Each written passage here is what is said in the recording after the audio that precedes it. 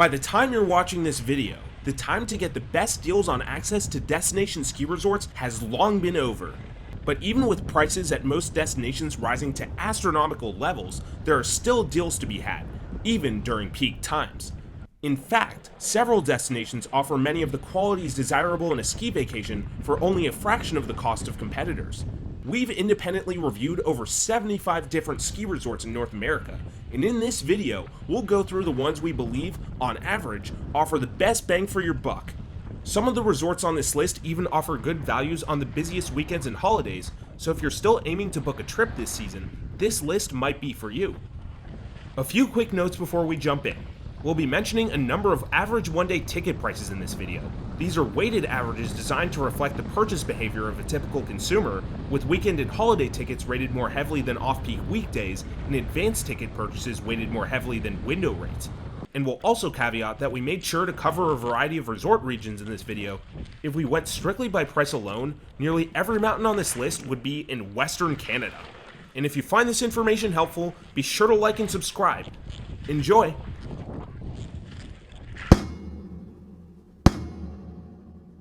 It might be a stretch to say that visiting either of Utah's Little Cottonwood Canyon mountains is economical in the traditional sense, but both Alta and Snowbird are so much less expensive than their similarly sized Rockies competitors that they had to make this list. The Alta Bird duo offers the highest quality snow we've tested anywhere, regularly seeing some of the highest snow totals of any North American ski resorts and maintaining a light and dry consistency that so many other mountains lack. Terrain uniqueness is top notch at both resorts, especially for experts, and the footprints at both mountains make for some of the most amazing vibes one can find inbounds at a ski area. But what's the asking price for these incredible strong suits? Well, an average one-day adult ticket price at Alta costs $163, while the one-day ticket at Snowbird just undercuts it at an average rate of $162. Alta tickets can go for as low as $135 on off-peak weekdays, while the cheapest one-day Snowbird ticket drops as low as $142. These rates are by no means trivial, but they are much cheaper than the majority of well-known Rockies competitors, which now go for closer to $200 per day on average. And despite the cheaper price tag, Alta and Snowbird trounce these competitors in snow quality and ease of access, while maintaining similar or better combinations of terrain and overall resort aesthetic.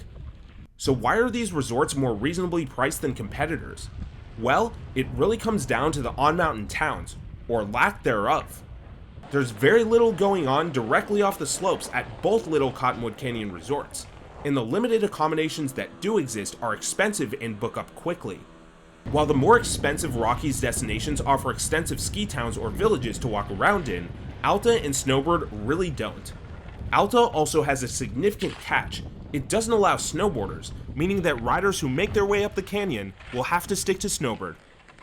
So ultimately, a trip to Alta or Snowbird means paying for the top-tier skiing experience alone, and not an associated ski town or village. Not everyone will be into this, but if the slopes are what you care about, both mountains are a great value for what you get.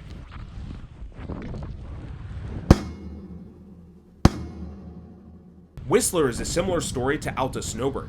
Not cheap on its own, but so much better and less expensive than all even remotely close competitors that it had to make this list. Whistler Blackcomb offers the largest skiable footprint with a lift ticket in North America, as well as a top-tier lift system, top-notch terrain for visitors of all ability levels, and a one-of-a-kind aesthetic.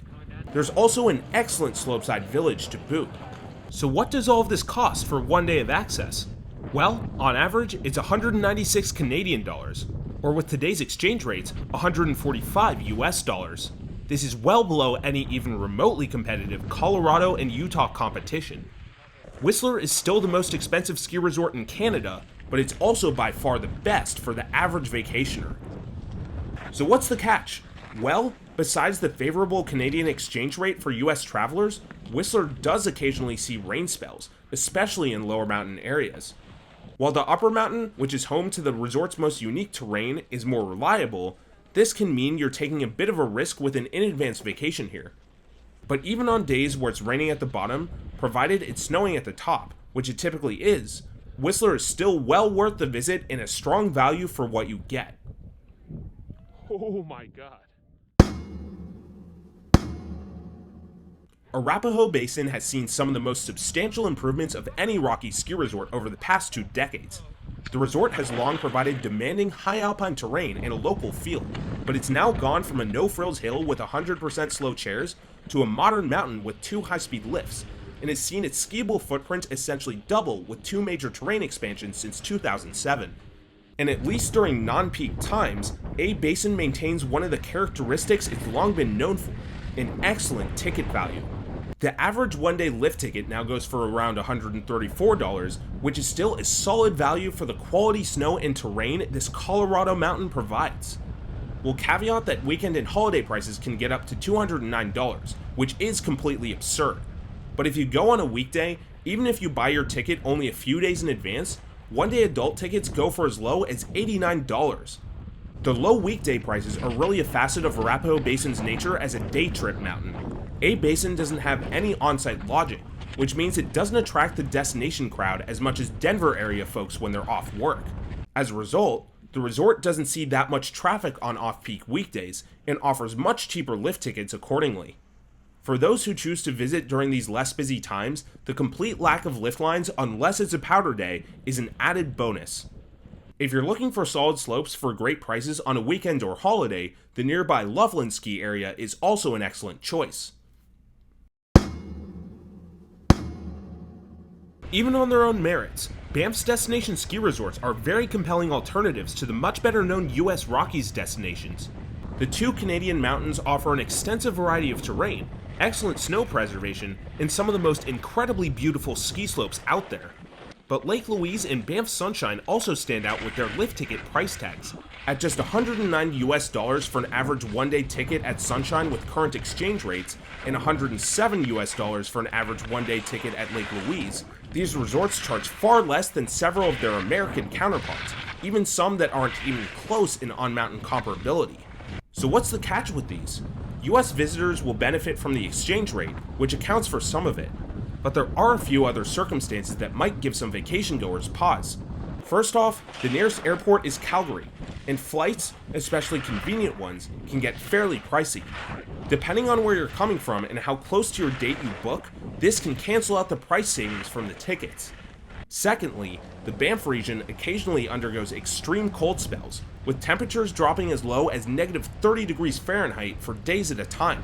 If you book a vacation at the wrong time, it can become a complete bust. And finally, very limited lodging options exist directly on site at Sunshine Village, and there are none on site at Lake Louise. That being said, there are plenty of ways to work around these downsides. The town of Banff is a charming, beautiful place, and shuttle services to these mountains are readily available. In addition, the region's cold spells rarely occur after January, paving the way for more palatable temperatures later on in the season. So ultimately, if you book your flights with reasonably advanced notice and choose your dates wisely, Lake Louise and Banff can be absolute steals for what you get.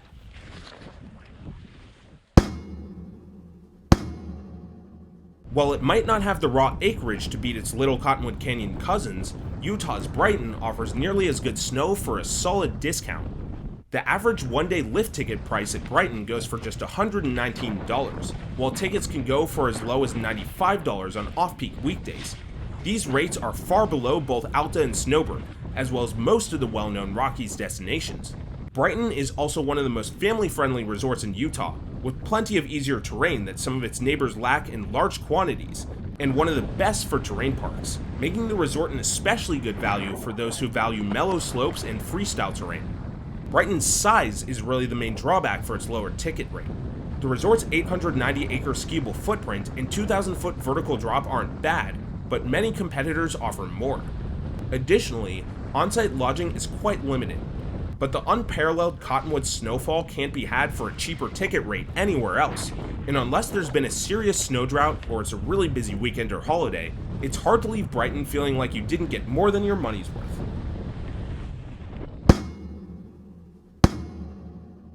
If you've been following the Tahoe ski scene recently, you'll know that Sierra at Tahoe has not had an easy go of it in recent years.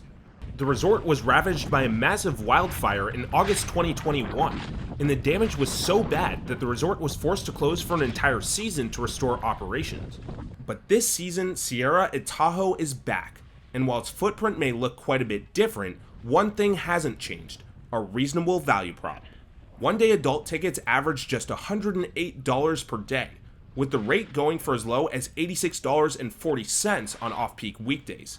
The resort still boasts the local feel and family-friendly slopes it's long been known for, and for the first time this season due to the fire aftermath, it now boasts true bowl terrain.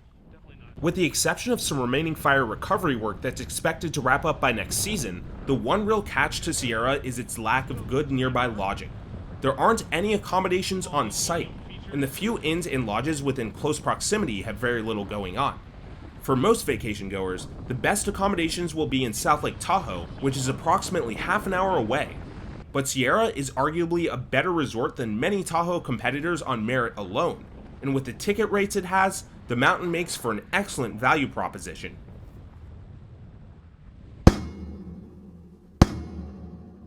While East Coast resorts are generally worse values than the Rockies and West Coast counterparts, there are some gems out there. And there's no better mountain that exemplifies quality East Coast terrain for a reasonable asking price than Jay Peak. Jay Peak already enjoys the highest average snowfall totals on the East Coast, some of the best expert and tree terrain in the region, and Vermont's only aerial tram. But the resort's average one-day adult ticket price goes for just $99. Even on a peaked holiday at the ticket window, you'll never pay more than $109, making Jay Peak's ticket rates over 40% cheaper than some of its most expensive competitors. So, what's the catch? Well, reliability. Jay Peak sees some of the most variable conditions in the region, with regular wind holds and less strong snowmaking operations than other Vermont mountains. Additionally, Jay's lift system isn't as modern as some competitors, and truly frigid cold spells throughout the season compounds the issue. Finally, Jay is just too far from most metropolitan areas to be practical for many vacation goers, with the resort located further north than every other Vermont ski area. The journey takes at least 6.5 hours from New York City and 4 hours from Boston. But if you can handle the drive and you book close to your trip date with a good sense of the conditions, there's no better value mountain in Vermont than Jay Peak.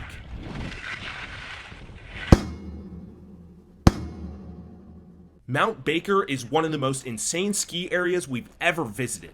This no-frills Washington State mountain boasts gargantuan snowfall totals, dangerously technical terrain, easy backcountry access, and some of the most breathtaking scenery out there, with no sign of civilization visible from basically anywhere at the resort.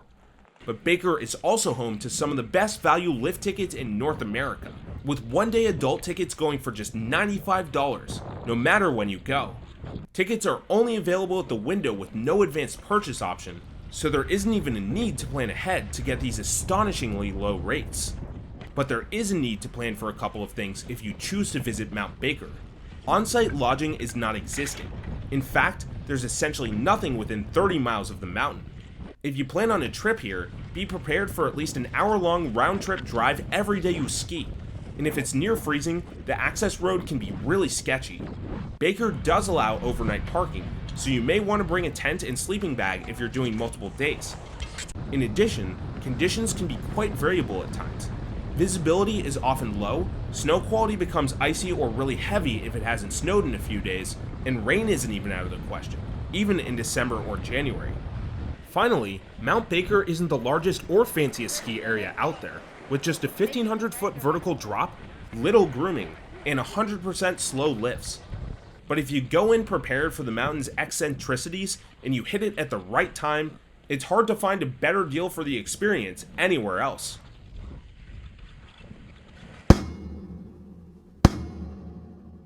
Wolf Creek is a much different experience than the traditional Rockies destinations.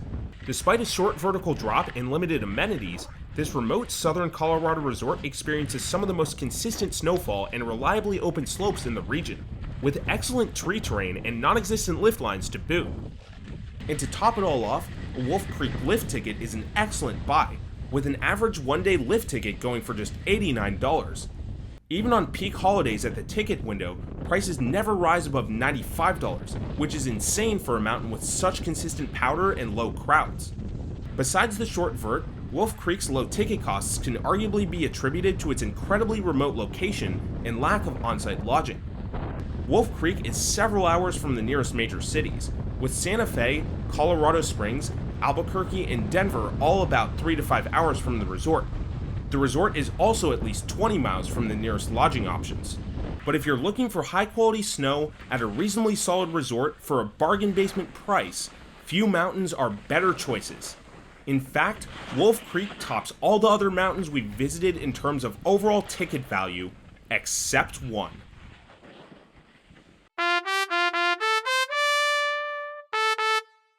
It might be a stretch to say Whitefish is objectively the best mountain we've ever been to. It's not the biggest resort out there, although it does boast over 2,000 skiable acres. And this northern Montana mountain almost entirely lacks bull terrain and can face extremely tough visibility or variable weather throughout the course season. But the resort is easily the best value of any mountain we've ever been to, with one-day adult ticket prices averaging just $86 and topping out at just $94 for what's some very solid, decently sized Montana skiing. There are even better rates for in-advance and multi-day pass purchases. And what's even crazier is now that the new Snow Ghost Express 6-pack has been installed, the resort rarely faces significant lift lines, even on peak holidays. For reference on how insane this value is, one-day Whitefish tickets sell on average for about 57% less than in-state rival Big Sky. Whitefish still boasts incredible tree skiing, some gnarly expert lines, and a charming town. And while Big Sky is probably still the better mountain overall, it's hard to resist taking such a significant discount when directly comparing the two mountains for a Montana ski trip. Whitefish is quite remote, and the nearby Glacier Park International Airport isn't the easiest to book flights out of, with non-existent direct flights from many major cities. But despite this, Whitefish has no business selling lift tickets under $100 for the quality of its slopes, and the mountain is truly an incredible deal.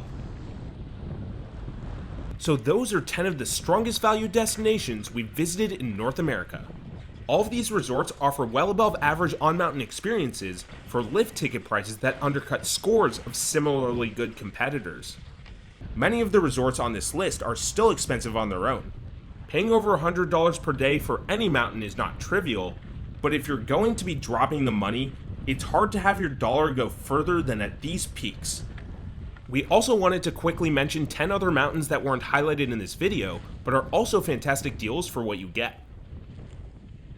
You might be noticing a theme here. For the most part, the best value mountains either have very limited on-site lodging or are in Canada. So if you want to get the best deals, make sure to go to a chiefly drive-to mountain on an off-peak weekday, or if you're from the US, get your passport renewed.